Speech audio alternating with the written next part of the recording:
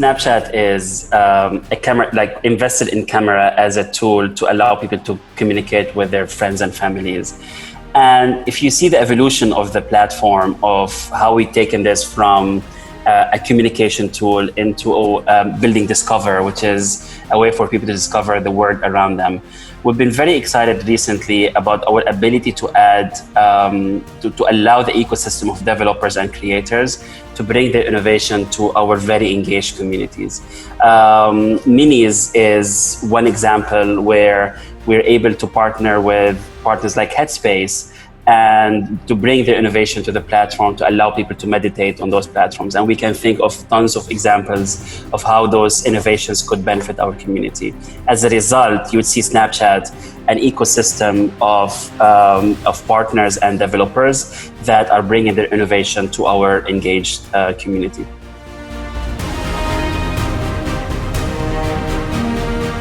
So Snapchat, fundamentally, when we created our content offering, which is Discover, back in 2016, we took a very different approach to how we create content and allow people to access content on Snapchat.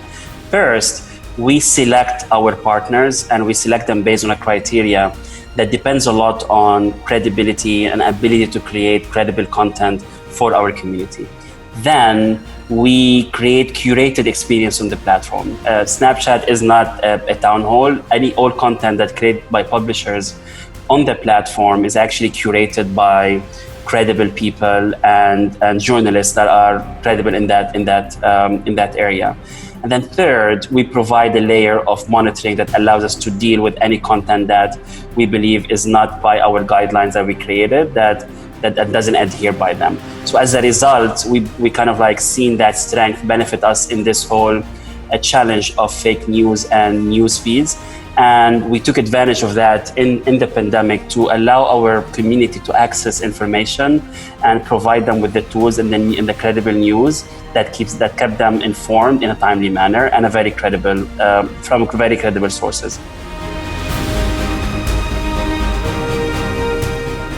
It's been a very successful model between us and publishers in the Middle East regions. The starting point is an extremely engaged audience on Snapchat in this part of the world, specifically in GCC. That, with the experience Snapchat built in how we create content experiences for this audience and demographic, we partner with a lot of publishers to allow them to tap into those experiences and access our community to give them content and give them and be able to engage them as well. So we select publishers, we train them on how they create on Snapchat, and as a result, they have channels and content on the platform. The win-win model we have is we bring the experience of how we create for this demographic. We give them access to our engaged audience. They invest in creating content experiences, and as a result, we both have a very win-win situation for both parties.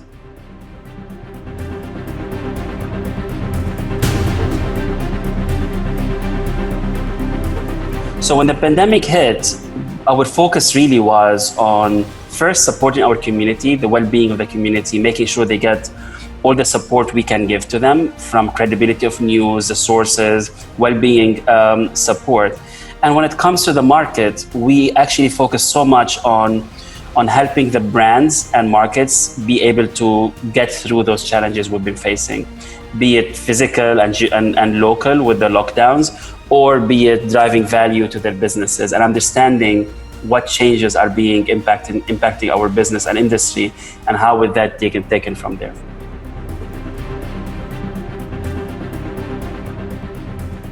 The Middle East region in the last couple of years has already kind of made major shifts towards digitization in general and digital transformation, and the shift towards e-commerce. The pandemic has even further accelerated that shift in terms of introducing new behaviors and having consumers leverage e-commerce as a way of purchase.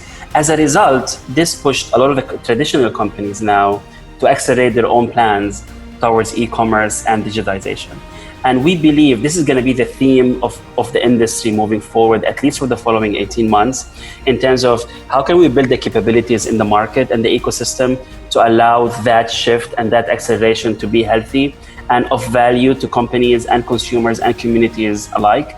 And as well, making sure that we as Snapchat provide all the experiences and capabilities we have to allow businesses to succeed in that sense. And on this topic, Snapchat has made a huge bet 3 years ago on building a lot of e-commerce capabilities and performance capabilities to allow brands to drive purchases and performance from our very engaged communities.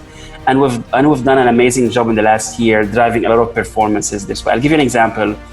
Unas is one of the most innovative kind of e-commerce players in the region here, and they use augmented reality in Mother's Day as a way to drive performance. That's new, to be able to go beyond your normal formats into building augmented reality experience to drive e-commerce. They've seen 5.5x return on investment from this augmented reality experience in Mother's Day as a result of that creative execution.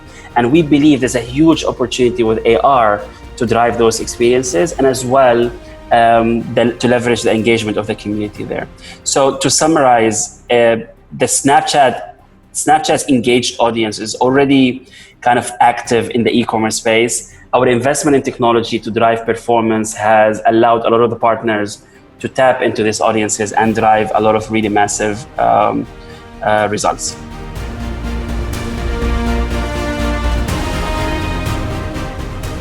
We're going to continue to innovate around the camera and providing more a product that allows people to communicate with their friends and families.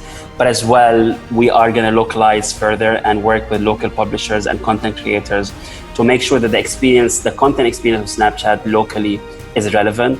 Third, we're extremely excited about the partnership opportunities with the local ecosystem around gaming, Bitmoji, and Snapkit that brings the innovation of the ecosystem into the very engaged community of Snapchatters in the region.